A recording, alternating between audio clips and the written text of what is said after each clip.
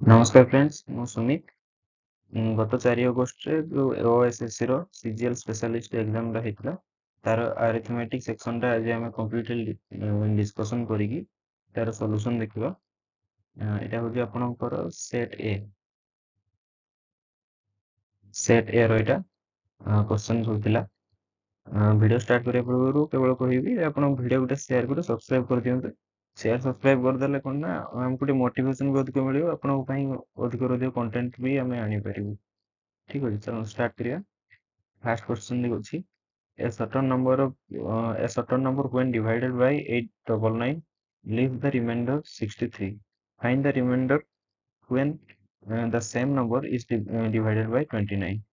Question टा कहिछि गोटे संख्या जदि डिवाइड होउछि 899 द्वारा ताले रिमाइंडर कोन रहउछि 63 रहउछि। तार कहिछि सेही नंबर टा 29 द्वारा जदि डिवाइड हबो ताले केते रिमाइंडर रहइबो।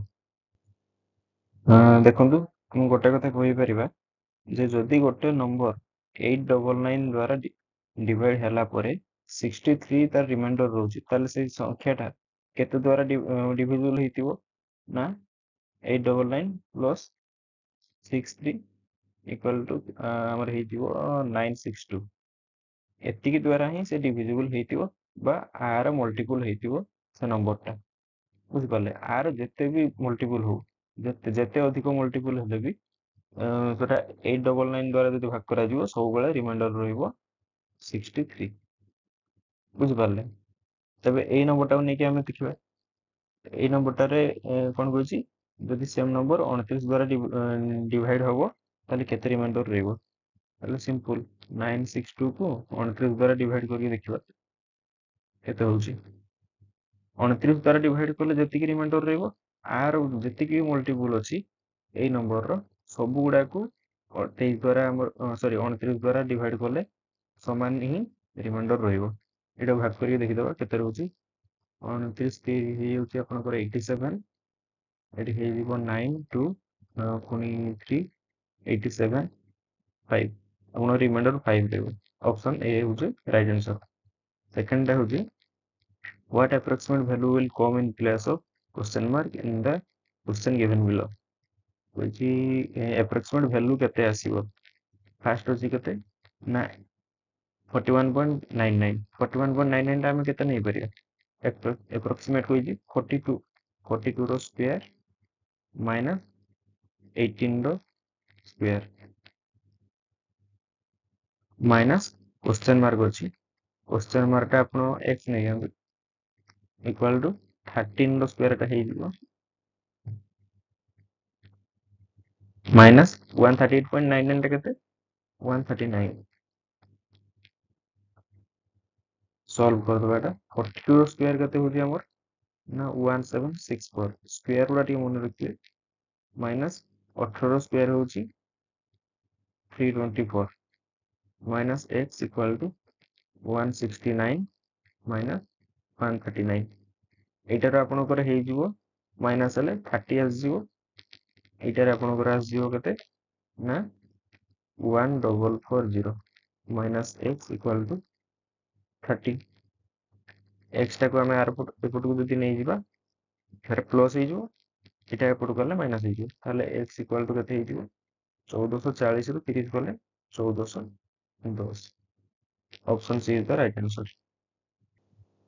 नेक्स्ट देखिबा 3 number sum of age and B's age 12 years ago was 176 age 36 years ago was equal to B's age 12 years ago find the present age of A। से कहिछि कोन ना 12 वर्ष पूर्वे A आउ B रो as मिसी केते थिला 176 12 वर्ष पूर्वे मान 12 years ago जदि नबा हमें A रो एज को नै जानतु x B रो नै जिबा 176 अछि माइनस 176 माइनस x हे गला तबे कोन कहिछि ना A रो एज 36 वर्ष पूर्वरु B रो एज 12 वर्ष पूर्व जोटा थिला तीटा समान थिला। जदि A रो एज 36 वर्ष पूर्वरु A रो एज 36 वर्ष पूर्वरु केते होबो ना A रो एज 12 वर्ष पूर्वरु अछि x 12 ବର୍ଷ ପୂର୍ବରୁ ଆମର x ଅଛି, ତାହେଲେ 36 ବର୍ଷ ପୂର୍ବରୁ କେବେ ହବ? ଆଉ 24 ବର୍ଷ ପଛକୁ ଆସିଯିବ ନା, ତାହେଲେ କେତେ ହେଇଯିବ? x ମାଇନାସ୍ 24 ସମାନ b ର ଏଜ୍ 12 ବର୍ଷ ପୂର୍ବରୁ ସମାନ ସାଙ୍ଗରେ ହୋଇଛି, ତାହେଲେ 176 ମାଇନାସ୍ x। ଆପଣଙ୍କର x ଟା ଏପଟକୁ ଆସିଲେ ଲେଫ୍ଟ ସାଇଡ୍ କୁ 2x ହେଇଯିବ, ଏଟା ଏପଟକୁ ଗଲେ ପ୍ଲସ୍ ହେଇଯିବ, ଆପଣଙ୍କର କେତେ ହେଇଯାଉଛି? ଏଟା ହେଇଯିବ ଆପଣଙ୍କର 200। ତାହେଲେ x ର ଭ୍ୟାଲୁ କେତେ? 100। x ର ଭ୍ୟାଲୁ ଯଦି 100 ଦେଇଛି, ଏଟା ବାହାରିଲା କେତେ ଆପଣଙ୍କର? ନା 12 years ago, 12 ବର୍ଷ ପୂର୍ବରୁ a ର ଏଜ୍ ଅଛି କେତେ? 100। ତାହେଲେ 12 ବର୍ଷ ପରେ କେତେ ହବ? ନା ପ୍ଲସ୍ 12 ସମାନ 112।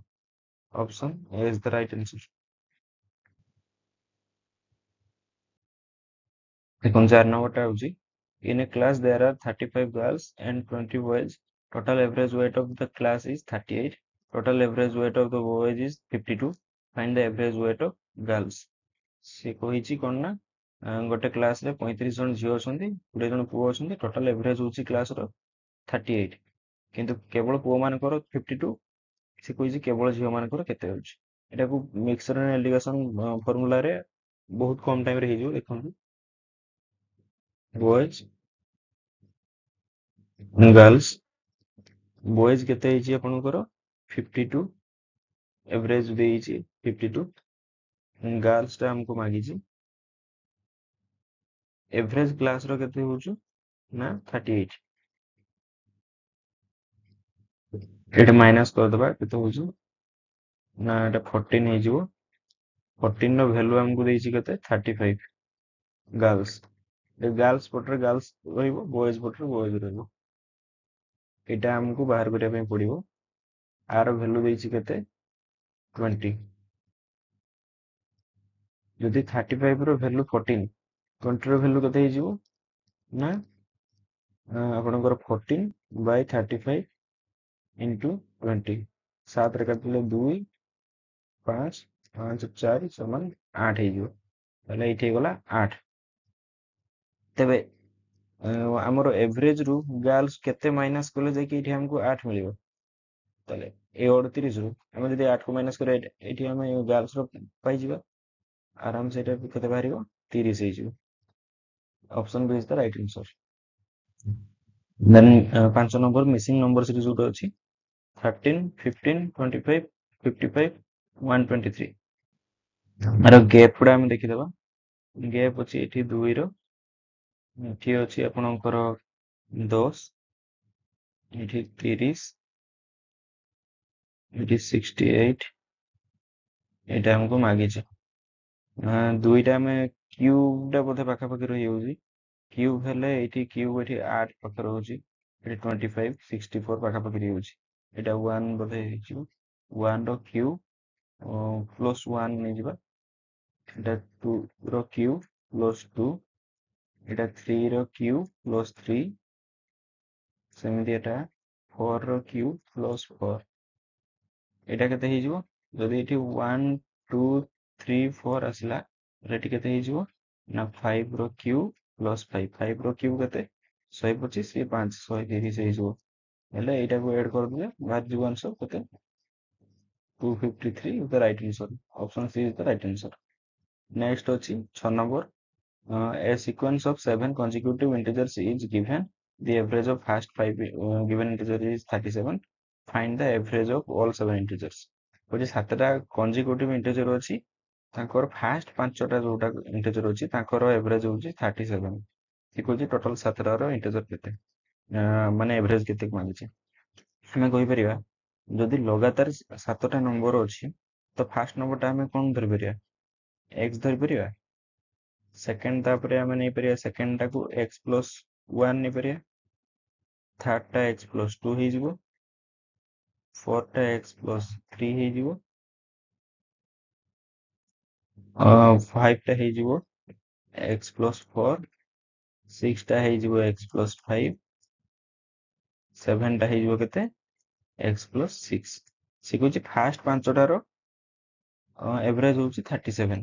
ଫାଷ୍ଟ 5ଟାର ଏଭରେଜ ହଉଛି ଏତିକି ପର୍ଯ୍ୟନ୍ତ ଆମର 37। ମାନେ ସବୁଗୁଡା ପ୍ଲସ୍ କଲେ ଆମେ ବାହାର କରିପାରିବା। ସବୁଗୁଡା ପ୍ଲସ୍ କରିକି ତାର ଭ୍ୟାଲୁ କେତେ ଅଛି 37। इंटू 5 मान टोटल नंबर एपटे केते नहीं जिबा ना एठी x अछि केते 1 2 3 4 5 टा x अछि 5x प्लस एठी आपनकर अछि 4 3 7 2 9 10 आरो वैल्यू केते हे जिवो आरो वैल्यू होची नंबर 185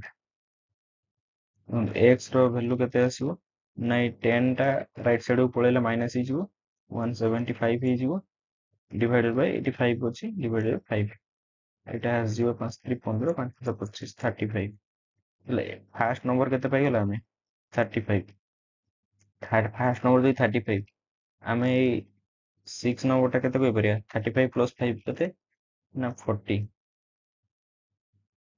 तापरे नेक्स्ट नंबर टा 41 ठीक अछि जानि गेले हम से कहूँ टोटाल 7 इंटेजर रो एवरेज मागी तो फास्ट पांचटार हम टोटल वैल्यू केते पाइथिलु 185 185 प्लस नेक्स्ट दुईटा हम पाइलु 40 प्लस 41 केते हो जे आपनकर 6 266 हे होची से कहूँ एवरेज एवरेज केमति करियो total number divide by total sorry total sum divide by total number केतेरा 17 केते बारी पड़िबो ना 7 ये 21 ये 8 56 38 option B is the right answer next देखियो 7 number the salary of a worker is first increased by 5% and then decreased by 5%. What is the overall change in his salary compared to the original salary? देखो 5% रो fractional value केते 1/20 हमर initial थिला केते आ final हला केते initial हम जदी 20 नबा फास्ट कोन हेछि इंक्रीज माने 20 प्लस 1 21 हेतियो सेकंड रे पुनी 5% डिक्रीज हेछि माने 20 थिला 19 हला एटा को मल्टीप्लाई कर दबा केते होछि 400 एठी आपनकर हे जिवो 399 ताले एठी केते कमी छि माइनस हेछि देखो माइनस 1 1 माइनस हेछि ताले कहा ऊपर 1 माइनस हेछि 400 ऊपर टोटल केते ना परसेंटेज आजिवो इनटू 100 एटी 0 कटि गला तने 1/4 रो वैल्यू केते आपनकर ना 0.25% 0.25% आपनकर हे गला देखो ना लॉस हेछि माने डिक्रीज हेछि बुझि पारले ऑप्शन हे जिवो C is the right answer 0.25% decrease एटा आपण सक्सेसिव फार्मूला पके यूज करि परिए केमति देखंतु फर्स्ट इंक्रीज हेछि देन डिक्रीज हेछि अब प्लस और माइनस कोन ना माइनस केते हे जिवो 5 into 5 divided by 100 एटा हेउछि 25 ये 4 आपनकर एटा कैंसिल हे गला प्लस माइनस एठी केते रहला -1/4 माइनस साइन का को रिप्रेजेंट करछि ना डिक्रीज हेछि 1/4 रो वैल्यू केते 20 0.25% आसी गला option C then 8 number if 3.5% of income is taken as tax and 12.5% of the remaining is saved and this leaves 4053 to spend what is the income पचारछि से कहछि total income रो tax चली हेछि 3.5% then जहा reminder अछि ସେଥିରେ ପୁଣି 12.5% ଚାଲି ଯାଇଛି shaving କୁ ଆଉ ରେଷ୍ଟ କଣ ହେଇଥିବ ସ୍ପେଣ୍ଡ ହେଇଥିବ ଏ ସ୍ପେଣ୍ଡ ର ଭ୍ୟାଲୁ ଟା ଅଛି 4053 କିଛି ଟୋଟାଲ ଇନକମ କେତେ ଏଠି ଆମେ ନେଇ ପାରିବା ଟୋଟାଲ ଇନକମ ଟାକୁ ଆମେ ନେଇ ପାରିବା इनकम टा x जे धरिबा सेठी चली गला 3.5% होची टैक्स चली गला तो रिमेंडरिंग आउ केते रहला रिमेन x into 96.5% रहला एटा होजी आपन रिमेनिंग बुझी पारले नेक्स्ट होजी कोन ना 12.5% तार सेविंग हेजी 12.5 रो तार फ्रैक्शनल वैल्यू केते 1/8 सेविंग हेजी माने रिमेन आउ केते रहिची 7/8 आउ थिबो ता पाखरे बुझला सेति की स्पेंड हेजी ताले रिमेनिंग रो 7/8 टा स्पेंड हेजी केते हेजिबो इक्वेशन टा x into 96.5 टा आम जदि तार फ्रैक्शन करदबा एटा आपनकर तळे आसीजो 10 आ परसेंटेज रो आ गोटे 100 आसीजो तळे देन टोटल हे जिवो 965 बाय 1000 हे गला इनटू 7/8 एटा होची टोटल आपनकर एती स्पेंड रो वैल्यू के देजी ना 4053 आपनकर x रो वैल्यू टा बाहर पड़बो एटी x रो वैल्यू केते आसीजो ना 4053 into 1000 into 8 divided by 965 into 7 ଏଟା ଓଲଟି ଗଲା ବୁଝିଲେ 5 ରେ ଏଟା କାଟିଲେ ହେଇଯିବ ଆମର 193 ହେଇଯିବ ଏଟା 5 ରେ କାଟିଲେ 200 ଦେନ୍ ଏଟା ଆମର 7 ରେ କାଟିବା ଏଟାକୁ ବୋଧେ କଟିଯିବ ଏଟା ଆପଣଙ୍କର ଆସିଯିବ 579 ଆସିଯାଉଛି ଏଇଟାର ଦେଖନ୍ତୁ ଏଇଟା 3 ଗୁଣା ବୋଧେ ହେଇଛି 3 ଗୁଣା ତ ଏଠି କେତେ ହଉଛି 3 into 8 24 ये 200 48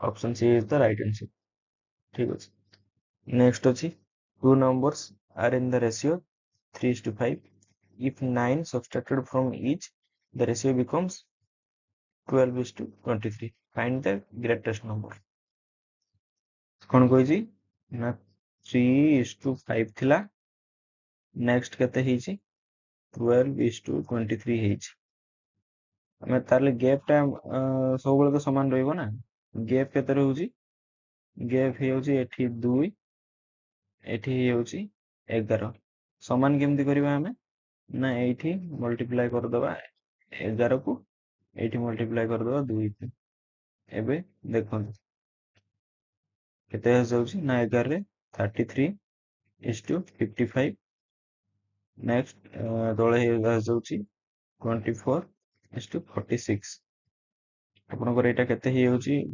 माइनस हेछि केते ना 9 माइनस हेछि बुझले 9 रो वैल्यू देछि केते 9 9 रो वैल्यू 9 ताले गोटे यूनिट रो वैल्यू 1 अछि ना एठी डायरेक्ट हे गला हम किछ करिया पय पड़िबोनी एपटे भी 9 एपटे भी 9 होछि माइनस ठीक अछि तापर कहिछि कोन ना फाइंड द ग्रेटर नंबर बड़ नंबर टा कहिछि एठी एटा आ हमर माने इनिशियल नुहे रेशियो टा एबे ही एटा एटा हमर माने जोटा हमर फाइनल रेशियो टा एटा को नबा कोन होछि ग्रेटर नंबर केते ना 55 into 1 1 गिरा दरकार नहीं जेतु 9 रो वैल्यू होछि 9 55 रो वैल्यू केते 55 आसीबो ना सी एज दिबो आंसर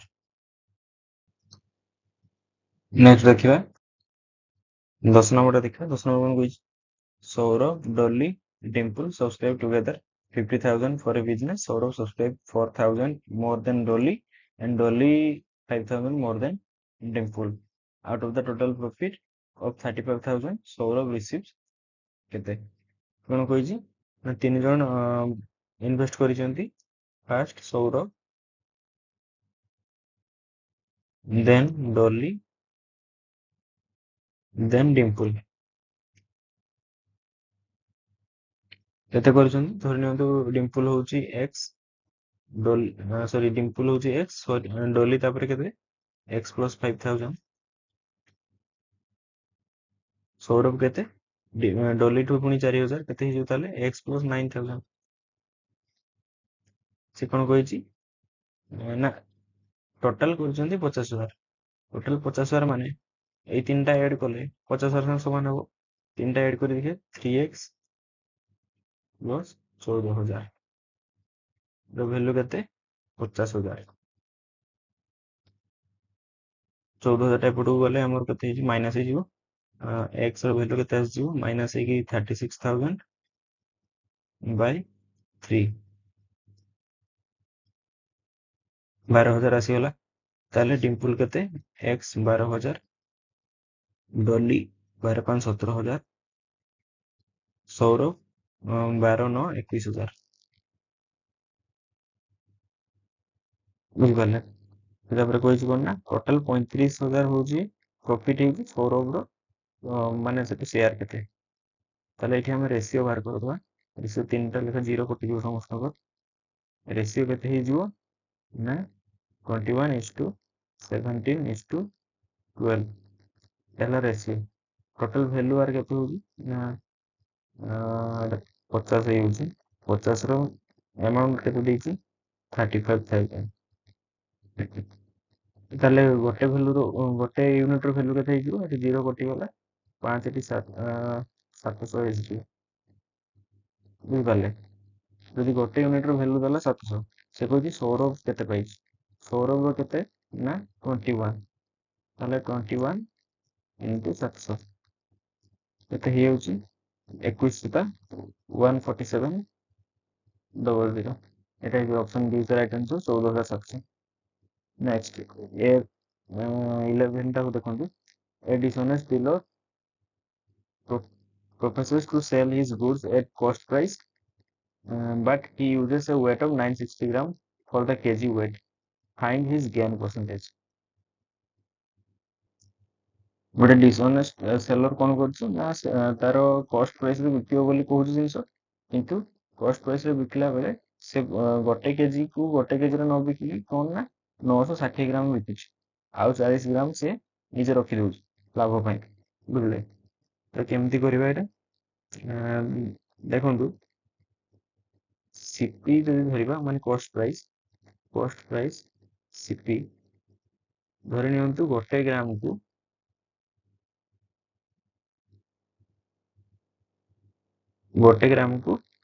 ଟଙ୍କାଟେ ଧରି ନିଅନ୍ତୁ।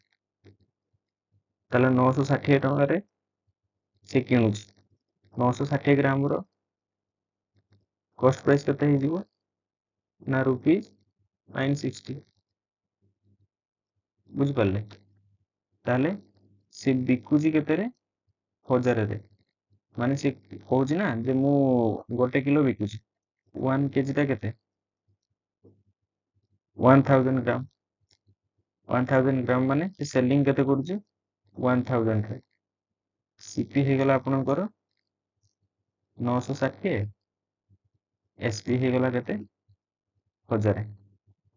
କେତେ ଅଧିକ ସେ ବିକୁଛି ନା 40 ଟଙ୍କା ଅଧିକ, ମାନେ ସେ 40 ଗ୍ରାମ ରଖିଦଉଛି ମାନେ 40 ଟଙ୍କା ଅଧିକ ସେ ବିକୁଛି।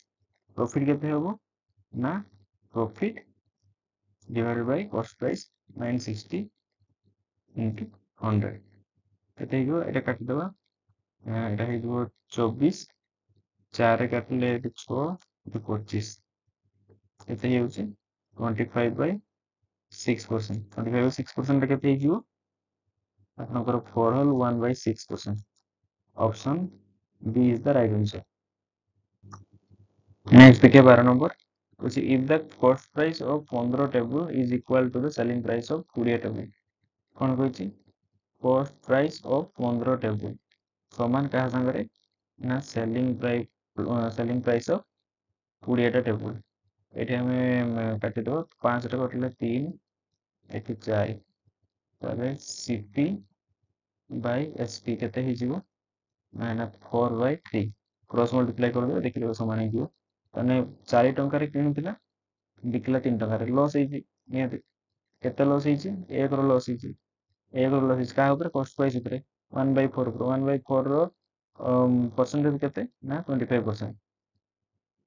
ଆଉ ଇଣ୍ଟୁ 100 କରିବା ଦରକାର ନାହିଁ 1/4 ଦେଖିଦେଲେ 25% ଆରାମ ସେ ଏଟାକୁ ଗୋଟେ ସ୍ଟେପ ରେ ଆପଣ ବାହାର କରିଦେବେ।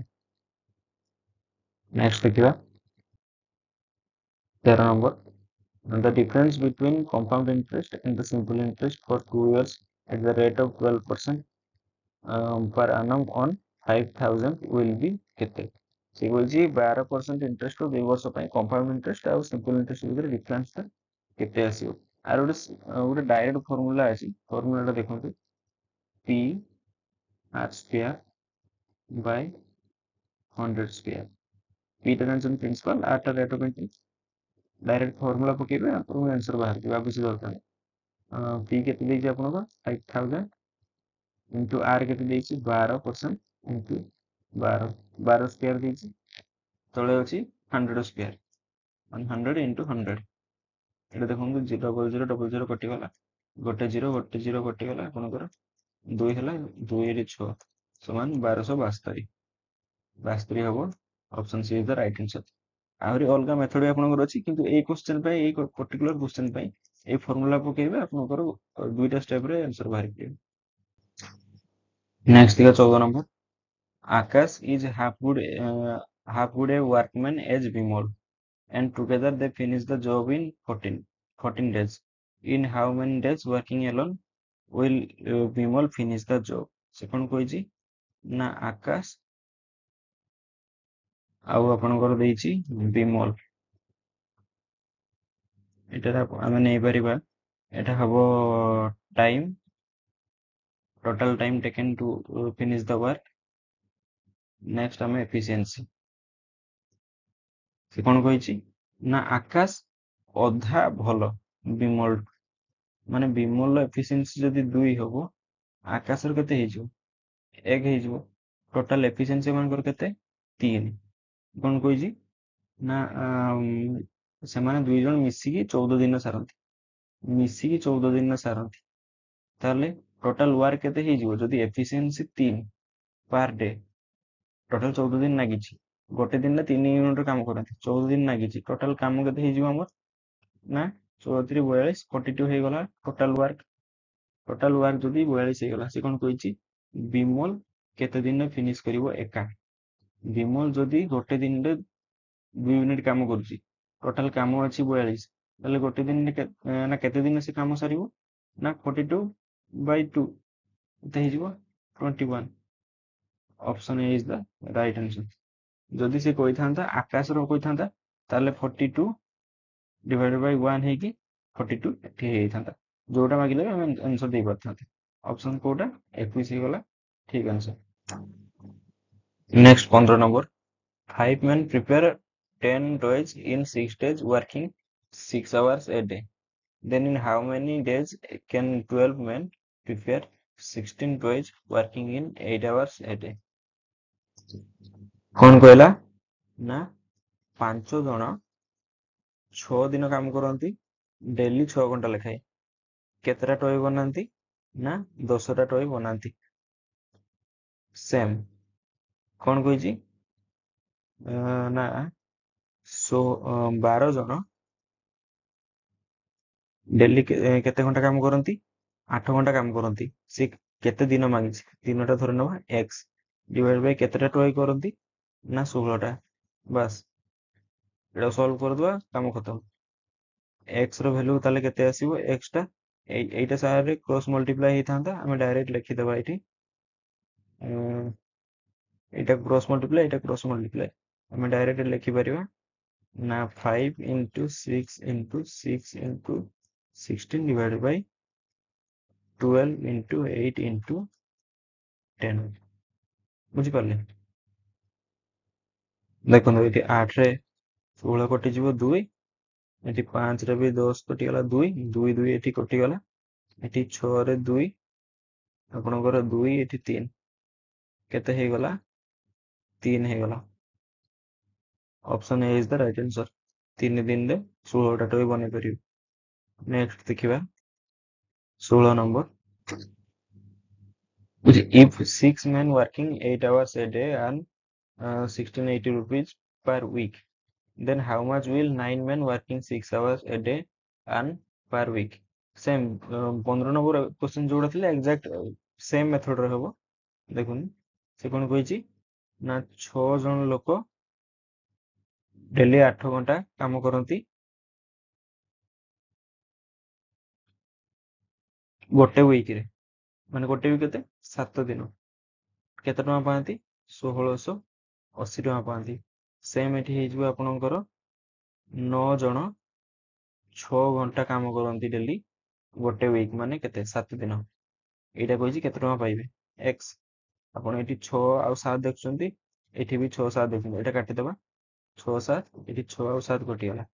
ଟୋଟାଲ ଆପଣଙ୍କର ଆସିବ କେତେ ନା x ର ଭ୍ୟାଲୁ କ୍ରସ୍ ମଲ୍ଟିପ୍ଲାଏ କରିକି 1680 into 9 by 8, 8 ରେ ଏଟା କଟିଯିବ, 8 ଦୁଗୁଣେ 16, 8 କି 8 ହେଇଗଲା ଆପଣଙ୍କର 9 18 1890 ଟଙ୍କା। Option B is the right answer. Next the 17 number. A boy walking at a speed of 10 km per hour reaches his school 12 minutes late. Next time at a speed of 15 km per hour he reaches his school 7 minutes late. Find the distance between his school and from his house. आरे गोटे formula अछि देखंतु formula होची आपनकर s1 into s2 into total time change divided by s1 minus s2 देखंतु s1 केते देइछि हमर 10 s2 केते देइछि माने स्पीड 15 टोटल टाइम चेंज केते अछि हमर एटी 12 मिनिट लेट होतला एटी 7 मिनिट लेट हला केते टोटल टाइम चेंज हला ना 5 मिनिट 5 मिनिट अछि एटा मिनिट टाको पुनी घंटा रे कन्वर्ट करा काहे कि ना एटी 10 अछि किलोमीटर पर आवर रे 15 किलोमीटर पर आवर रे तो जते बेले एटी 5 टा मिनिट रे अछि ताकू घंटा करिया पई केते होबो डिवाइडेड बाय 60 बुझ पारले तापर कोन कहिछि ना s1 minus s2 s1 minus s2 दुईटा जोटा माइनस कली आपन और होबो केते हे होछि ना 5 काटी दबा एटा 5 रे 5 कटि गला 10 6 ଆପଣଙ୍କର 15/6 ଟା ଆପଣଙ୍କର ହେଇଯିବ 2.5 kilometre option D is the right answer. ଆଉ ଗୋଟେ ମେଥଡ ବି ଆପଣ କରିପାରିବେ ଯଦି ଆପଣଙ୍କର କଣ ଫର୍ମୁଲା ମନେ ରହୁନି ଆଉ ଗୋଟେ ମେଥଡ ବି କରିପାରିବେ କୋଉ ମେଥଡ ଦେଖନ୍ତୁ ଆପଣଙ୍କର ସ୍ପିଡ ଥିଲା 10 ଆଉ 15 ରେ ଆର ରେସିଓ କେତେ ହଉଛି 5 ରେ କାଟିଲେ ଏଠି 2 ଏଠି 3 टाइम रो रेशियो सब मन रखिए स्पीड रो इनवर्स माने एठी जदि स्पीड थिला 2 आउ 3 एठी हे जिवो केते 3 आउ 2 बुझी पारले एठी केते टाइम लागि छि कम ना 12 मिनिट एठी लेट होतला तापरे 5 मिनिट लेट हला टोटल चेंज केते हे छि 5 मिनिट रो ताले एठी आर 3 रु केते कमी छि 1 कमी छि 1 रो वैल्यू देछि 5 ताने 3 रो वैल्यू केते हमर हे जिवो इनटू 5 केते 15 तापर हम बाहर कर परिबा डिस्टेंस रो फॉर्मूला कोन speed into time speed into time एठी 15 किंतु आपनकर एटा मिनिट रे अछि एठी 10 अछि आपनकर किलोमीटर पर आवर रे तो स्पीड केते देछि 10 15 15 को हमें घंटा रे कन्वर्ट करिया केते हे जिवो ना 15/60 बुझी पारले एठी 15 एठी 4 रे कटि जिवो 10/4 टा केते 2.5 option D is the right answer दुईटा मेथड जोटा आपन इजी लागो दुईटा कर परिबे आप सब प्रकार मेथड जानिथिबा सब प्रकार अस्त्र नै कि हम युद्ध करिया पई जिया परीक्षा तो जोथरे हम परिबा अप्लाई करिया ठीक अछि नेक्स्ट अछि 18 number two cyclists A and B start from the same place to ride the same distance A start at noon at 8 km per hour से कोन कहिछि ना A स्टार्ट करिछि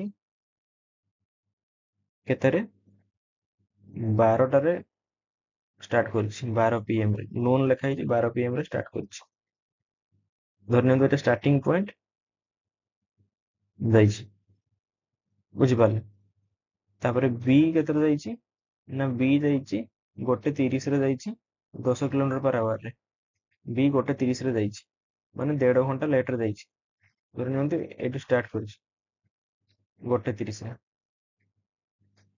गोटे 30 रे जाइछि केते 10 किलोमीटर पर आवर रे एठी जाइतला ए जाइतला केते 8 किलोमीटर पर आवर रे तो एठी जे गैप टा रहला एठी 12 टा रे थिला एठी गोटे 30 रे केते टाइम रो हमर गैप रहला ना 1.5 घंटा रो गैप रहला 1.5 आवर रो गैप रहिछि 1.5 आवर रे तो ए तो किछि बाट पळैतिबो ना b2 केते जाइतिबो ना 8 into 1.5 केते हे जिवो 12 किलोमीटर आगुआ अछि बी एठो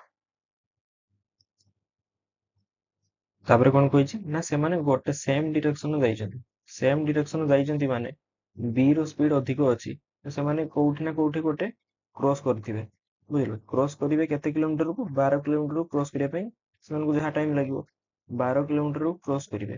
ଏଠି ଏ ଯାଉଛି 8 କିଲୋମିଟର ପର ଆୱାରରେ, ବି ଯାଉଛି 10 କିଲୋମିଟର ପର ଆୱାରରେ, ତ ରିଲେଟିଭ ସ୍ପିଡ କେତେ ହେଇଯିବ? ରିଲେଟିଭ ସ୍ପିଡ କଣ ହେଇଯିବ? ଗୋଟେ ସମାନ ଡିରେକ୍ସନ ଯାଉଥିବେ ତାଙ୍କର ମାଇନାସ ହେଇଯିବ ରିଲେଟିଭ ସ୍ପିଡ। ଯଦି ଅପୋଜିଟ ଡିରେକ୍ସନ ଯାଉଥିବେ ସେମାନଙ୍କର ରିଲେଟିଭ ସ୍ପିଡ ହେଇଯିବ କେତେ ନା ପ୍ଲସ ହେଇକି। ଏଠି ସେମ ଡିରେକ୍ସନ ଯାଉଛନ୍ତି ତ ମାଇନାସ ହେଇଯିବ, କେତେ ହେଇଯିବ ନା 10 ମାଇନାସ 8 କେତେ 2, କେତେ ହେଇଯିବ 6 ଆୱାରରେ ସେମାନେ କ୍ରସ୍ କରିବେ। ଦୁଇ ଜଣ ଦି ଜଣକୁ କ୍ରସ୍ କରିବେ 6 ଘଣ୍ଟାରେ। ସେ କଣ କହିଛି ନା how far will A have ridden before he is overtaken by B. ସେ କହୁଛି ବି ତାକୁ ଓଭରଟେକ୍ କରିବା ପୂର୍ବରୁ ଏ କେତେ ବାଟ ଯାଇଛି। ଏ କେତେ ବାଟ ଯାଇଥିବ ନା 8 କିଲୋମିଟର ପାର ଆୱାରରେ ଯାଉଛି, 6 ଘଣ୍ଟା ଯାଇଛି, କେତେ ତାହେଲେ ଏକ୍ସଟ୍ରା ବାଟ ସେ ଯାଇଛି ନା 6 into 8 କିଲୋମିଟର ପାର ଆୱାରରେ କେତେ ଯାଇଛି 48 କିଲୋମିଟର ସେ ଯାଇଛି। କିନ୍ତୁ ପୂର୍ବରୁ କେତେ ଯାଇଥିଲା 1.5 ଘଣ୍ଟା ଆଉ ଏକ୍ସଟ୍ରା ଯାଇଥିଲା ନା 12 କିଲୋମିଟର ଅଧିକ ଯାଇଥିଲା, ଆଉ ସେ କ୍ରସ୍ କରିବା ଭିତରେ ଯାଇଛି 48 କିଲୋମିଟର। ତାହେଲେ ଟୋଟାଲ କିଲୋମିଟର କେତେ ଗଲା ସେ ନା 12 ପ୍ଲସ୍ 48 ସମାନ 60 କିଲୋମିଟର ହେଇଯିବ ଆନ୍ସର। ଠିକ ଅଛି, option she is the right answer. Next ଦେଖିବା 19 ନମ୍ବରଟା କହିଛି ଆମର find the greatest number that will divide 43, 91 and 183 so as to leave the same remainder in each case। the greatest number, ଯେତେବେଳେ greatest number କହିଥିବ ସବୁବେଳେ option ରୁ ବଡ number ରୁ choose କରିବେ, ମାନେ ଅପସନ ରେ ଡିଭାଇଡ କରିବା ପାଇଁ। ଦେଖିବା 13 କୁ ଦେଖିବା, 13 ରେ ଏଇଟାକୁ କାଟିଲେ କେତେ ହେଇଯିବ 13 3 39, 4 ରହିବ ରିମାଇଣ୍ଡର, 91 କୁ 1391 ହେଇଯାଉଛି। ତାହେଲେ ଆପଣଙ୍କର ସେଟା ଏଠି ତ ରିମାଇଣ୍ଡର ରହୁନି, ତାହେଲେ ସମାନ ହବନି, ଏଟା ହବନି। 9ଟାରେ କାଟିଲେ 9 ଚଉଦ 36, ଏଠି ହେଉଛି 7 ରହୁଛି ରିମାଇଣ୍ଡର। ଏଠି ଆପଣଙ୍କର 9ରେ କାଟିଲେ 1 ହଉଛି 9 7 90, 1 ହଉଛି ରିମାଇଣ୍ଡର, ଏଟା ବି ହବନି। 7 ରେ ଦେଖିବା 742, 42 ପରେ 1 ରହୁଛି ରିମାଇଣ୍ଡର, ଏଠି 91 ର 1391, ଏଠି ବି ହବନି। 4ଟାର ଅପସନ ହେଇଯିବ ଠିକ ଆନ୍ସର। ଚେକ୍ କରିଦବା 4 ଦେଖନ୍ତୁ, 4ରେ 10 40, ଏଠି ରହିଲା 3, ଏଠି 91 ର 4 into 22 କେତେ ହେଇଯିବ 88, ଏଠି 3 ରହିଲା, ପୁଣି 183 ରେ ଆପଣ 4 into 45 ହଉଛି 180, ଆଉ ରହିଲା 3, option is the right answer. Then 20 number a boat can travel at a speed of 13 km per hour in still water if the speed of the stream is 4 km per hour, find the time taken by the boat to go to 68 km downstream। କଣ କହିଛି boat ର speed ହଉଛି 13 km per hour, ଧରି ନିଅନ୍ତୁ boat ର speed ଭି କେତେ 13 km per hour, ସେମିତି stream ର ସ୍ପିଡ କେତେ ଏସ୍ କେତେ 4 km per hour। କଣ କହିଛି ଡାଉନଷ୍ଟ୍ରିମ କହିଛି, ଡାଉନଷ୍ଟ୍ରିମ ବେଳେ ମନେ ରଖିବେ ସବୁବେଳେ ଡାଉନଷ୍ଟ୍ରିମ ରେ ପ୍ଲସ୍ ହବ, ଅପଷ୍ଟ୍ରିମ ରେ ମାଇନସ୍ ହବ। ଡାଉନଷ୍ଟ୍ରିମ କହିଛି ମାନେ ଟୋଟାଲ କେତେ ହେଇଯିବ ରିଲେଟିଭ ସ୍ପିଡ ଟା ସେମାନଙ୍କର 17 km per hour। କେତେ କହୁଛି 68 km ଯିବ, କେତେ ଟାଇମ ଲାଗିବ ଡିଷ୍ଟାନ୍ସ ବାଇ ସ୍ପିଡ କେତେ 68 ବାଇ 17 କେତେ 4 ଆୱାର ଲାଗିବ। Option she is the right answer. 21 number କଣ କହିଛି in a 200 meter race A beats B by 35 meter or 7 seconds, age time over the course is କେତେ? କହୁଛି 200 ମିଟର ରେସ୍ ରେ ଏ ହରେଇଛି B କୁ କେତେ 35 ମିଟରରେ ହରେଇଛି, ନହେଲେ 7 ସେକେଣ୍ଡରେ ହରେଇଛି। ତାହେଲେ ଏ ର ଟାଇମ କେତେ ସେ ପଚାରିଛି।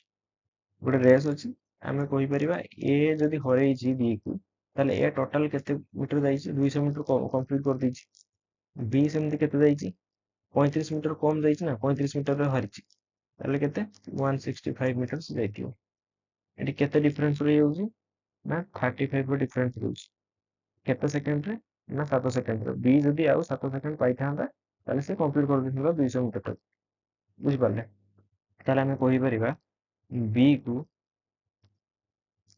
35 ମିଟର ଯିବା ପାଇଁ ଲାଗୁଛି 7 ସେକେଣ୍ଡ, ତାହେଲେ ଟୋଟାଲ କମ୍ପ୍ଲିଟ କରିବା ପାଇଁ ରେସ୍ ଟା କେତେ ଲାଗିବ ନା 7/35 ଇଣ୍ଟୁ 200, ଏଠି 7 ରେ 35 5 40 ସେକେଣ୍ଡ, ତାହେଲେ ବି କୁ ଟୋଟାଲ କେତେ ଲାଗିବ 40 ସେକେଣ୍ଡ ହେଇଥିଲେ ରେସ୍ କମ୍ପ୍ଲିଟ କରିଥାନ୍ତା। ଏ ତାକୁ କେତେରେ ହରେଇଛି 7 ସେକେଣ୍ଡରେ, ए 7 सेकंड हरि ताले ए को केते टाइम लागिची ए केते लागिची ना 40 माइनस 7 33 सेकंड लागिची ए को रेस कंप्लीट करिया पे ठीक अछि option C is the right answer next देखिए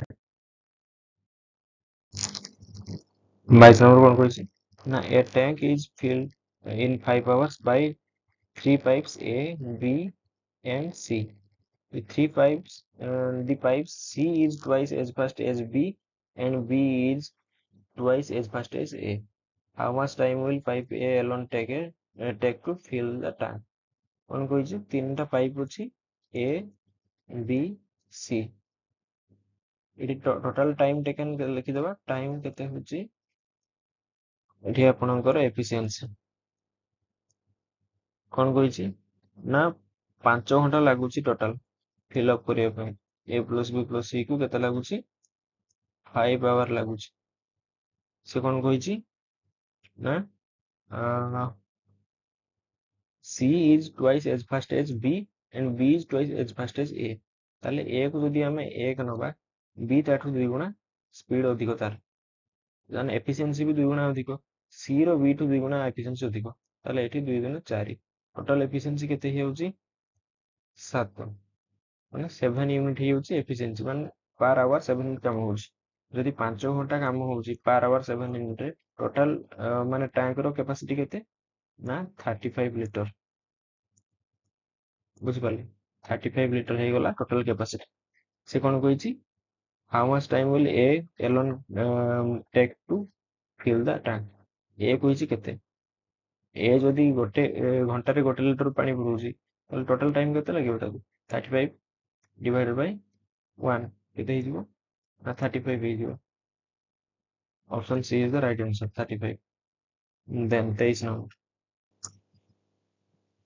a merchant has 1000 kg of sugar part of which he sells 8% profit and the rest at 18% profit he gains 14% of the on the whole the quantity sold at 18% profit is କେତେ এইটা ବି ଆପଣଙ୍କର mixture allegation ମେଥଡରେ ଆରାମସେ ହେଇଯିବ ଦେଖନ୍ତୁ 8% ଗୋଟେ ବିକିଛି ଗୋଟେ part ଆଉ ଗୋଟେ ପାର୍ଟ ବିକିଛି 18% କିନ୍ତୁ ଓଭରଅଲ କେତେ ବିକିଛି ଟୋଟାଲ ମାନେ ହୋଲ ଇୟର କେତେ ପାଇଛି ପ୍ରଫିଟ 14% এটা ମାଇନସ କରିଦବା କେତେ ହେଇଯିବ এটা ମାଇନସ କଲେ ଆପଣଙ୍କର 4 ହେଇଗଲା এটা ମାଇନସ କରିଦେଲେ 6 ହେଇଗଲା ତାହେଲେ এটা କାଟିଦେବା 2 3 4 2 3 6 ତାହେଲେ 2:3 ରେସିଓରେ ସେ ବିକିଛି କୋଉଟା ବିକିଛି ନା ଏଇ 1000 କେଜି ଟାକୁ ବିକିଛି 2:3 ରେ ସେ କହିଛି 18% ଯୋଉଟା ପ୍ରଫିଟ ହେଇଥିଲା ସେଇଟା କ୍ୱାଣ୍ଟିଟି କେତେ 18% ଏଇଟା ହେଇଥିଲା ତାହେଲେ ଆର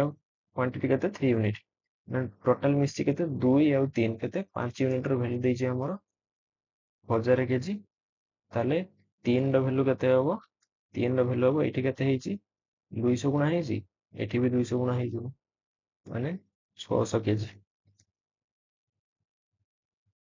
option C is the right answer next देखो 24 number a fruit seller had some apple he sell 40% apple and still have 420 apples originally he had से କହିଛି କଣ ନା 40% apple ସେ ବିକିଛି ନେକ୍ସଟ ତାହେଲେ ତା ପାଖରେ କେତେ ଥିବ ଆଉ 60% ଥିବ 60% ର ଭ୍ୟାଲୁ ହଉଛି 420 60% ଭ୍ୟାଲୁ 420 ତାହେଲେ 1% ର ଭ୍ୟାଲୁ କେତେ ଆମର ଏଠି 0 କଟିଯିବ 7 1% ର ଭ୍ୟାଲୁ 7 1% ର ଭ୍ୟାଲୁ 7 ସେ କଣ କହିଛି he had originally କେତେ ଥିଲା ତା ପାଖରେ 100% ଥିଲା ନା 100% ଭ୍ୟାଲୁ କେତେ 100 into 7 ସମାନ 700 option D is the right answer next देखिए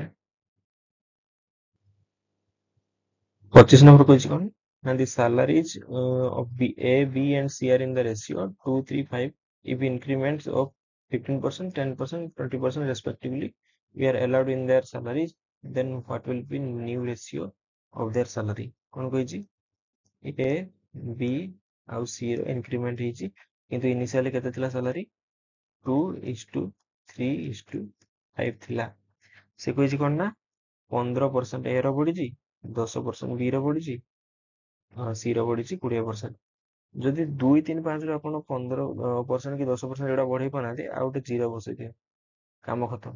ବସେଇବେ ଯଦି ସବୁ ଗୁଡ଼ାରେ ବସେଇବ। ଏବେ କରିହବ। 15% ବଢିଛି ଏରେ, 15 × 30 ମାନେ +3 ବଢିଛି, ହେଇଗଲା 23। 30 ରୁ 10% ବଢିଛି ମାନେ +3, ଏଠି ବି 3 ବଢିଛି, ହେଇଗଲା 33। 20% ବଢିଛି କାହାର, ସି ର। 50 ରୁ 20% କେତେ, 10, ଏଠି କେତେ ହେଇଗଲା, 60। ରେସିଓ ବାହାରି ପଡିଲା। Option she is the right answer. 26 number ଦେଖନ୍ତୁ, there is 60% increase in the amount of 6 years at simple interest. What will be the compound interest of 12,000 after 3 years at same rate? ସେ କଣ କହିଛି, 6 ବର୍ଷରେ 60% increase ହେଇଛି amount ରେ ଗୋଟେ simple interest ରେ। ମାନେ ସେ ଆମକୁ ଇନଡାଇରେକ୍ଟଲି କହିଦଉଛି ଯେ 6 ବର୍ଷରେ ଯଦି 60% ହେଇଯାଇଛି, ଗୋଟେ ବର୍ଷରେ କେତେ ବଢିଛି ନା 10%। ମାନେ ରେଟ୍ ଅଫ୍ ଇଣ୍ଟରେଷ୍ଟ ଟା ଆମର ଦେଇଦେଲା 10%, ଇନଡାଇରେକ୍ଟ ସେ ଦେଇଦେଇଛି। ସେ କହୁଛି 3 ବର୍ଷ ପରେ ସିମ୍ପଲ ଇଣ୍ଟରେଷ୍ଟ କେତେ ହେଇଥିବ, 12,000 ର। ସରି, କମ୍ପାଉଣ୍ଡ ଇଣ୍ଟରେଷ୍ଟ କେତେ ହେଇଥିବ, 12,000। କେମିତି ବାହାରିବ ନା 10% ର ଫ୍ରାକ୍ସନାଲ ଭ୍ୟାଲୁ ଆମେ କେତେ ଜାଣିଛୁ, 1/10। ତାହେଲେ ଫାର୍ଷ୍ଟ ଇୟର ରେ ପ୍ରିନ୍ସିପାଲ, ଏଠି ଆମାଉଣ୍ଟ ନେଇଯିବା। ପ୍ରିନ୍ସିପାଲ କେତେ ହେବ, ପ୍ରିନ୍ସିପାଲ ଯଦି 10 ହବ, ଆମାଉଣ୍ଟ ହେଇଯିବ କେତେ, 11। ପୁଣି ଏଗେନ୍ ସେକେଣ୍ଡ ଇୟର ରେ କେତେ ହେଇଯିବ, ଏଠି 10 ହେଇଥିଲେ ପୁଣି 11 ହେଇଯିବ। ପୁଣି ଥାର୍ଡ ଇୟର ରେ କେତେ ହେଇଯିବ, 10ଟା ପ୍ରିନ୍ସିପାଲ, 10% ହେଇ କେତେ ହେଇଯିବ, 11। ଟୋଟାଲ ମଲ୍ଟିପ୍ଲାଏ କରିଦିଅନ୍ତୁ, କେତେ ହେଇଯିବ, ଏଠି 10 ର କ୍ୟୁବ 1000 ହେଇଗଲା, 11 ର କ୍ୟୁବ କେତେ, 133 ବାର। ବୁଝିପାରିଲେ? ଏଇ 1000 ର ଭ୍ୟାଲୁ ଟା ଆମକୁ କେତେ ଦେଇଛି ନା 12,000। ତାହେଲେ ଏଠି ଆମେ କହିପାରିବା ଇଣ୍ଟୁ 12 ହେଇଛି। ସେମିତି ଇଣ୍ଟରେଷ୍ଟ କେତେ ପାଇଛି, 331। ତାହେଲେ ଟୋଟାଲ ଇଣ୍ଟରେଷ୍ଟ କେତେ ହେବ, ଏଇଠି ଯଦି 12 ଗୁଣା ହଉଛି, ତାହେଲେ 331 ରେ ବି 12 ଗୁଣା ହବ। କେତେ ହେଇଯିବ, 12 × 12 2 ନା 1, 12 36, 10 30 7 ନହେଲେ 3, 12 36 3 39। 3972 ହେଇଯିବ answer. Option she is the right answer. ବୁଝିପାରିଲେ? ନେକ୍ସଟ ଦେଖନ୍ତୁ 27 number. A train 125 meter long passes a man running at a 5 km/h in the same direction in which the train is going in 10 seconds. The speed of train is given. ସେ କହୁଛି 125 metre long ଗୋଟେ train ଗୋଟେ ଲୋକକୁ pass କଲା, ଯେ ଲୋକଟା କଣ ନା 5 km/h ରେ ଧାଉଁଥିଲା ସେମ୍ ଡିରେକ୍ସନ ରେ। କେତେ ସେକେଣ୍ଡରେ, 10 ସେକେଣ୍ଡରେ କ୍ରସ କଲା। ସେ କହୁଛି ସ୍ପିଡ, ଟ୍ରେନର ସ୍ପିଡ କେତେ ସେଟା ମାଗିଛି। ଏଠି ଦେଖନ୍ତୁ ସବୁ ଗୁଡା ଭ୍ୟାଲୁ ଆମର ମିଟରରେ ଅଛି, ସେକେଣ୍ଡରେ ଅଛି। ଏଠି କେବଳ 5ଟା ଅଛି km/h ରେ। ତାକୁ ମିଟର ପର ସେକେଣ୍ଡରେ କନଭର୍ଟ କରିଦବା, କେତେ ହେଇଯିବ ନା 5 × 5/18, 25/18 ମିଟର ପର ସେକେଣ୍ଡ ହେଇଗଲା, କନଭର୍ଟ ହେଇଗଲା। କଣ କହିଛି ନା ସେମ୍ ଡିରେକ୍ସନ ଯାଉଛନ୍ତି। ଆମେ ଜାଣିଛୁ ସେମ୍ ଡିରେକ୍ସନ ଯେତେବେଳେ ଯାଉଥିବେ ଦୁଇଟା ବଡି, ତାହେଲେ ତାର ରିଲେଟିଭ ସ୍ପିଡ କେତେ ହେଇଯିବ ନା ମାଇନସ ହେଇଯିବ। ଧରନ୍ତୁ ଆମେ ଟ୍ରେନର ସ୍ପିଡ ଧରି ନେବା x। ବୁଝିପାରିଲେ? ତାହେଲେ ରିଲେଟିଭ ସ୍ପିଡ କେତେ ହେଇଯିବ, x ମାଇନସ 25/18 ହେଇଗଲା ରିଲେଟିଭ ସ୍ପିଡ। କେତେ ଡିଷ୍ଟାନ୍ସ ଯାଇଛି, 125 ମିଟର ଡିଷ୍ଟାନ୍ସ ଯାଇଛି। ତାହେଲେ ଆମେ ଜାଣିଛୁ ସ୍ପିଡ ଇଣ୍ଟୁ ଟାଇମ କେତେ ନେଇଛି, 10 second. Time equal to 125 metre.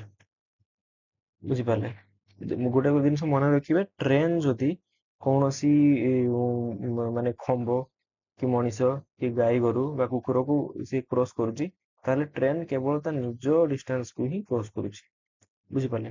ଆଉ ଯଦି କୌଣସି ପୋଲ ହେଇଗଲା, ବ୍ରିଜ ଫ୍ରିଜ ଏଗୁଡା ହେଇଗଲା, ପ୍ଲାଟଫର୍ମ ହେଇଗଲା, ଏଗୁଡା ଯଦି କ୍ରସ କରୁଛି, ପ୍ଲାଟଫର୍ମର ବା ସେଇ ବ୍ରିଜ ର ଯେତିକି ଲେନ୍ଥ ଥିବ ଆଉ ଟ୍ରେନର ଲେନ୍ଥ ଦୁଇଟା ଏଡ ହେଇକି ସେଟା କ୍ରସ କରିବ ସେ। ବୁଝିପାରିଲେ? ଏଟାକୁ ସିମ୍ପ୍ଲିଫାଇ କରିଦବା, କେତେ ହଉଛି ନା 18x - 25 ଇକ୍ୱାଲ ଟୁ, ଏଇଟା ଏପଟକୁ ପଳେଇକି ଡିଭାଇଡ ହେଇଯିବ, ଏଇଟା ଯାଇକି ଇଣ୍ଟୁ ହେଇଯିବ 125 × 18/10। ଏଟା କେତେ ହଉଛି, 5 ର 2, 5, 25 × 5 = 125, 2 × 9 = 18, ଏଟା 225 ହେଇଗଲା। ताले x रो वैल्यू केते हेबो 25 टा राइट साइड को पळेबो प्लस हे जिवो 250 250 डिवाइडेड बाय 18 अछि 18 एटा हे गला केते ना मीटर पर सेकंड रे x रो ट्रेन रो स्पीड होजी 250 बाय 18 मीटर पर सेकंड किंतु से कहिछि कोन ना किलोमीटर पर आवर सब ऑप्शन हमर अछि ताले केमति कन्वर्ट करबा ना 250 बाय 18 गुणन 18 विभक्त 5 जदि मीटर पर सेकंड को किलोमीटर कन्वर्ट करबा 18 बाय 5 गुणन करबा जदि किलोमीटर को मीटर पर सेकंड रे कन्वर्ट करबा ताले 5 विभक्त 18 मल्टीप्लाई करबा एठी देखो 18 18 कटि गला 5 रे 50 हे गला 50 उल्टी right answer option B is the right answer next देखिबा 28 नंबर टा A man has 480 in the denomination of 1 rupees note, 5 rupees note, and 10 rupees note. The number of note in each denomination is equal. What is the total number of note he has? से कौन कही ना गोटे लोक पाखे अच्छी ₹1 रो note अच्छी ₹5 रो note अच्छी एंड ₹10 रो नोट अच्छी से कौन कही सबू डिनोमिनेशन गुड़ा समान अच्छी धरि नियंतु x अच्छी x टा लेखा डिनोमिनेशन अच्छी समस्त बार समान अच्छी x अच्छी ताल टोटल अमाउंट केते अछि जदि टंकाटा लेखा x टा अछि ताले केते हे जिवो ताले x हे जिवो अमाउंट एठी हे जिवो केते 5x हे जिवो एठी हे जिवो 10x बुझि पाले तीनटा मिसी कि से केते होई छि ना 480 माने 10 5 15 16 16x रो वैल्यू देछि 480 x रो वैल्यू केते ना 30 जदि x रो वैल्यू 30 एठी हमर केतेटा x अछि तीनटा x अछि सबुडा समान से कहिछ कोन ना टोटल नंबर ऑफ नोट केते ना 3x 3x रो वैल्यू केते 3 into 30 समान 90 option D is the right answer 29 number देखंतु in a regular week there are 5 working days and for each day the working hour are 8 a man get rupees 2.40 per hour for regular work and rupees 3.20 per hour for overtime he earn rupees 432 in the 4 weeks then how many hours does he work for से कहिछ ना गोटे 5 दिन अछि गोटे माने गोटे week रो 5 दिन होउची वर्किंग डे बुझि पाले से कहिछ टोटल वर्किंग आवर होउची केते ना 8 घंटा कोन कहला ना 1 वीक रो 5टा वर्किंग डे आ गोटे दिन रे केते ना 8 घंटा ताले गोटे वीक रे टोटल वर्किंग आवर केते हे जो 5टा 40 घंटा हे गला वर्किंग आवर ताले से कोन कहिछि 4 वीक काम करछि ताने गोटे वीक रे जदी 40 घंटा करछि 4 वीक रे केते करिवो 4 into 40 into 4 केते 160 आवर वर्किंग आवर हे गला 160 बुझि पाले से कहिछि 2 टका 40 पैसा से पाइछि काहे कि ना रेगुलर वर्क पई रेगुलर वर्क किंतु केते करछि से 160 घंटा ताले टोटल केते टका से पाइथिबो ना 160 एटा रेगुलर पई 160 into केते होछि 2 टका 40 पैसा केते हे जिवो 16 32 320 प्लस 64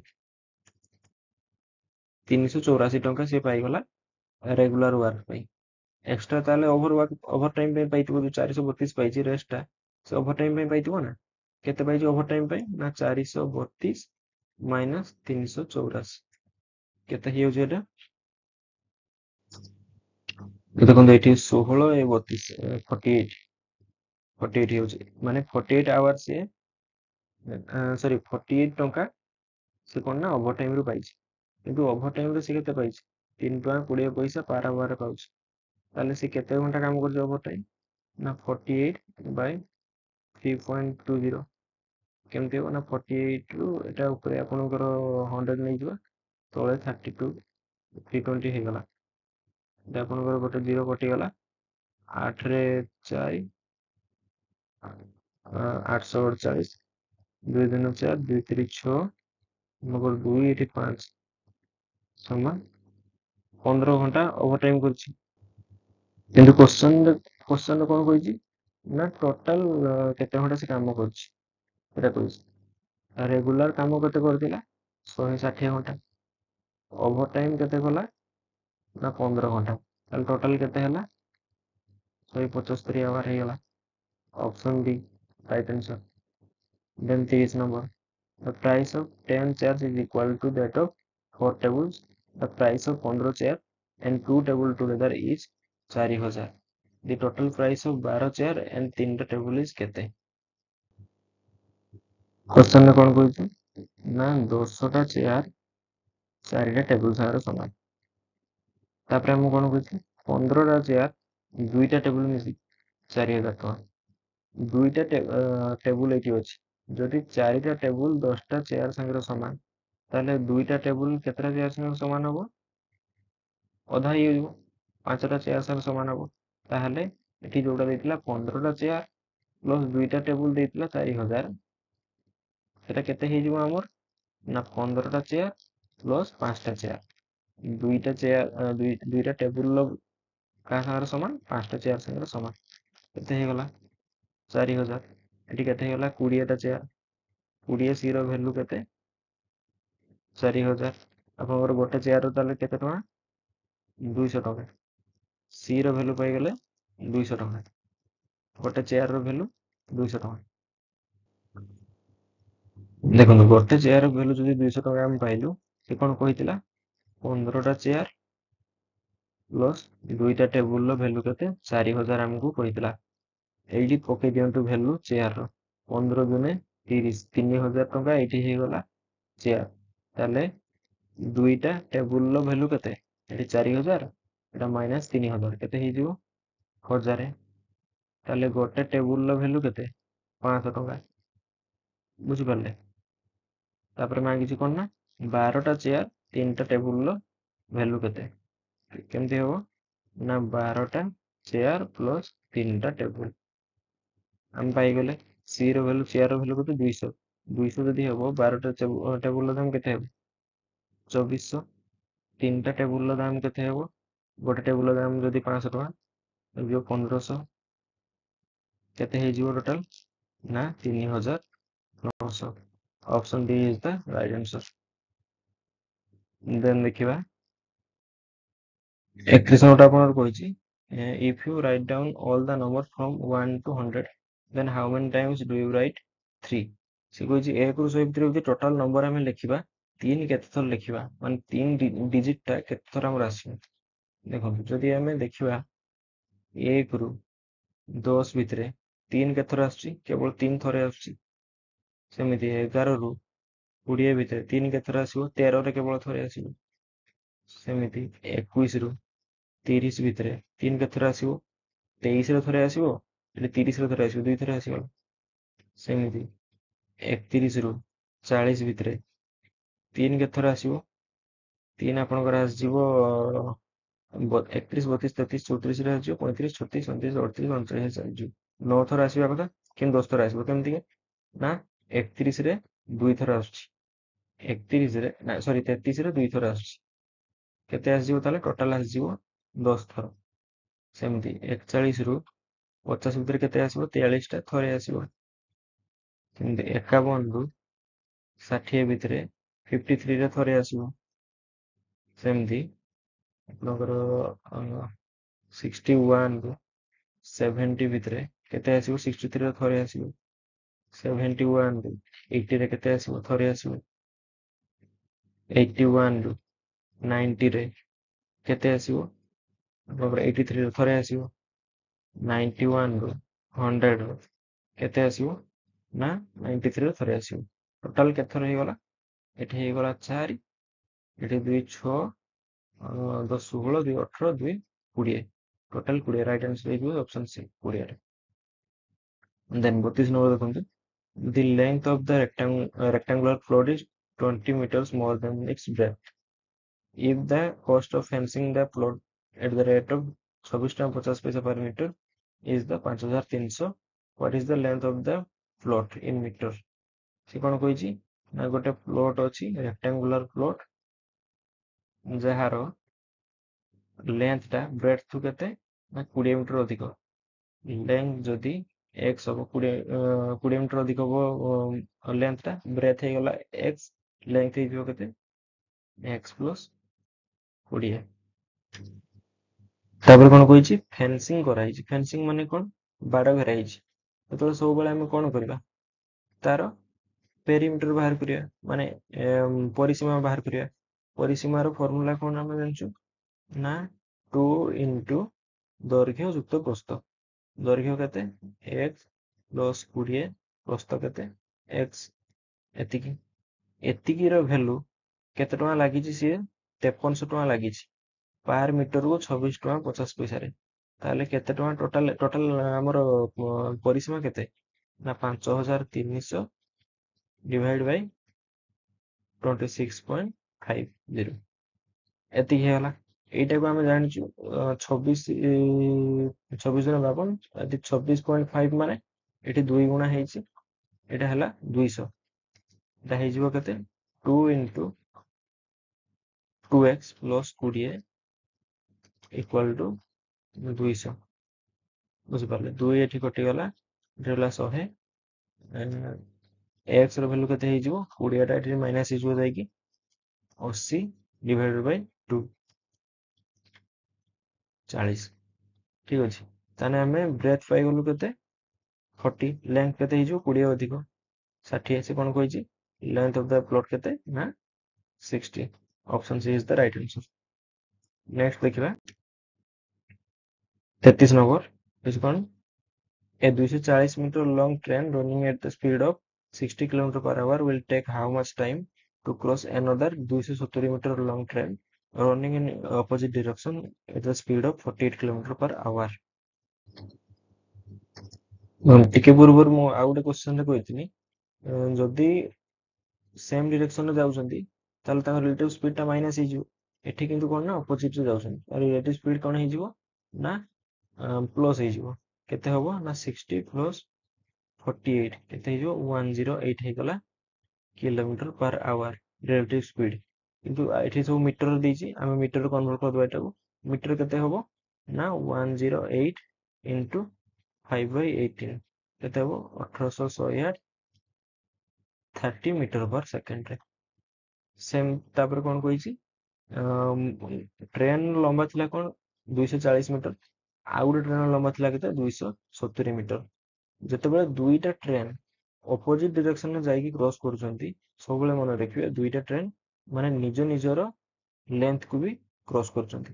ତାହେଲେ ଟୋଟାଲ କେତେ ଲେନ୍ଥକୁ ସେମାନେ କ୍ରସ୍ କଲେ ନା 240 ପ୍ଲସ୍ 270 କେତେ 510। ଏତିକି ମିଟରକୁ ସେମାନେ କ୍ରସ୍ କଲେ। ବୁଝିପାରିଲେ, ସେ କହିଛି କଣ ନା କେତେ ଟାଇମ ଲାଗିଛି କ୍ରସ୍ କରିବା ପାଇଁ। କେତେ ଟାଇମ ଲାଗିଛି କେମିତି ହବ ନା t equal to distance by speed.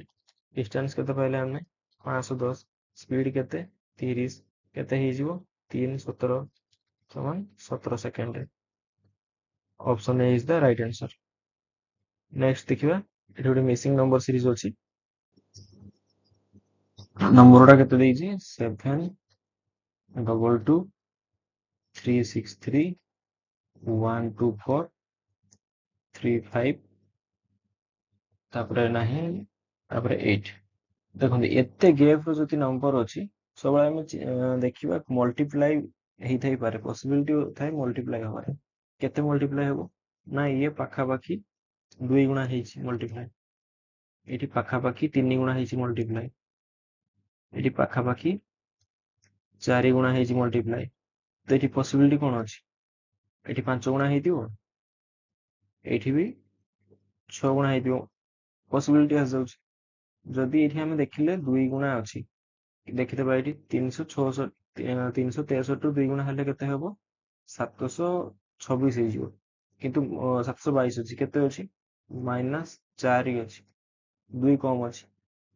Same ଜିନିଷ ଯଦି ଆମେ ଏପଟରେ ଦେଖିଦେବା 124 ରୁ 3 ଗୁଣା ହେଲେ, 124 ରୁ 3 ଗୁଣା କେତେ ହେଇଯିବ ଆମର ଏଟା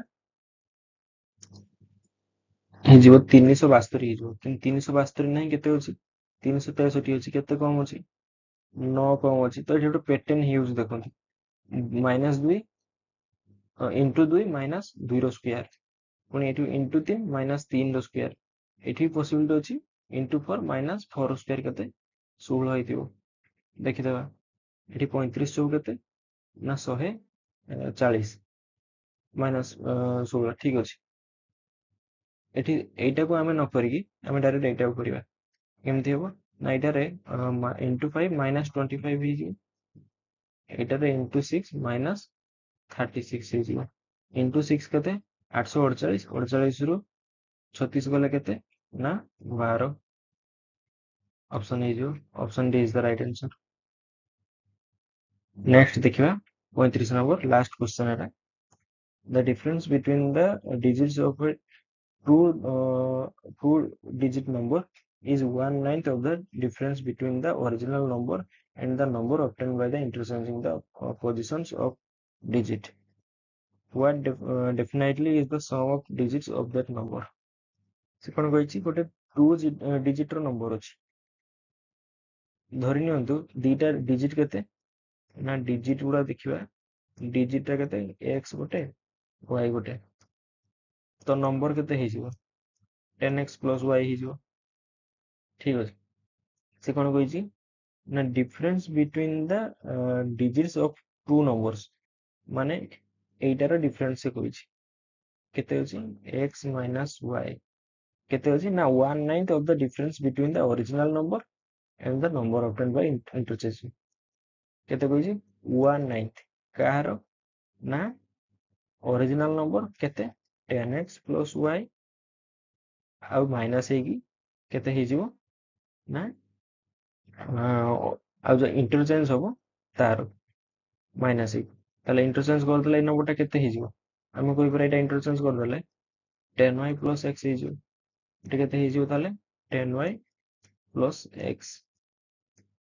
ଏଟାକୁ ସଲ୍ଭ କରିଦବା, କେତେ ଆସିବ, ଏଠି 9ଟା ଦେଖନ୍ତୁ ଏପଟେ ମଲ୍ଟିପ୍ଲାଏ କରିଦବା, 9x - 9y, ତାପରେ 10x ଅଛି, ଏଠି ମାଇନସ ଏଠି ପ୍ଲସ ଅଛି, ତ ଏଇଟା ମାଇନସ ପ୍ଲସ ହେଇକି ମାଇନସ ହେଇଗଲା, ତାହେଲେ 10x - x କେତେ ହେଇଯିବ 9x।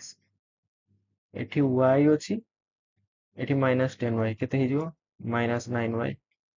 ଏପଟେ ଯାହା ଅଛି ଏପଟେ ବି ସେଇଆ ଆସିଯାଉଛି, କିଛି ଗୋଟେ ଭ୍ୟାଲୁ ଦରକାର ଆମକୁ ସାଟିସ୍ଫାଇ କରିବା ପାଇଁ ଇକ୍ୱେସନ, ତ ଏଠି ଡାଟା ଠିକ ନାହିଁ, ତ ଏଠି ଅପସନ ଡି ହେଇଯିବ, data inadequate. Option D is the right answer, ଠିକ ଅଛି। ଥିଲା 35ଟା ସେଟ୍, 35ଟା କ୍ୱେଶ୍ଚନ ପୁରା ସେଟ୍ ଥିଲା, ଯୋଉଟା ସିଜିଏଲ ଲାଷ୍ଟ ଏକ୍ସାମ ହେଇଥିଲା। ଆଶା କରୁଛି ଆପଣଙ୍କୁ ସଲ୍ୟୁସନ ଭଲ ଲାଗିଥିବ, ଆଉ ସାଙ୍ଗମାନଙ୍କ ସହିତ ସେୟାର କରିଦିଅନ୍ତୁ, ଯାହାର ବି ସଲ୍ୟୁସନ ଯଦି ଦରକାର ଥିବ, ବା ଯିଏ ବି ଏକ୍ସାମ ଦେଇନାହାନ୍ତି କୋଉ ଟାଇପର କ୍ୱେଶ୍ଚନ ଆସୁଛି ସେମାନେ ବି ଦେଖିଦେବେ। ତ ଠିକ ଅଛି, ନେକ୍ସଟ ଆଉ ଗୋଟେ ଭିଡ଼ିଓରେ ଦେଖାହବା। ତ ସେତେ ପର୍ଯ୍ୟନ୍ତ ଆପଣ ଟେଲିଗ୍ରାମ ଚ୍ୟାନେଲରେ ଜଏନ୍ ହେଇଯାନ୍ତୁ, ଫ୍ରି ପିଡିଏଫ୍ ସବୁ ଆପଣଙ୍କୁ ମିଳିଯିବ ସେଠି, ଆଉ ଚ୍ୟାନେଲକୁ ସେୟାର କରି ସବସ୍କ୍ରାଇବ କରିଦିଅନ୍ତୁ। କିଛି ତ ମୋଟିଭେସନ ଗୋଟେ ଦରକାର ନା ଆପଣଙ୍କ ପାଇଁ, ଭିଡ଼ିଓ ବନେଇବା ପାଇଁ, ଭଲ ଭଲ କଣ୍ଟେଣ୍ଟ ଆଣିବା ପାଇଁ। ଠିକ ଅଛି, ଧନ୍ୟବାଦ।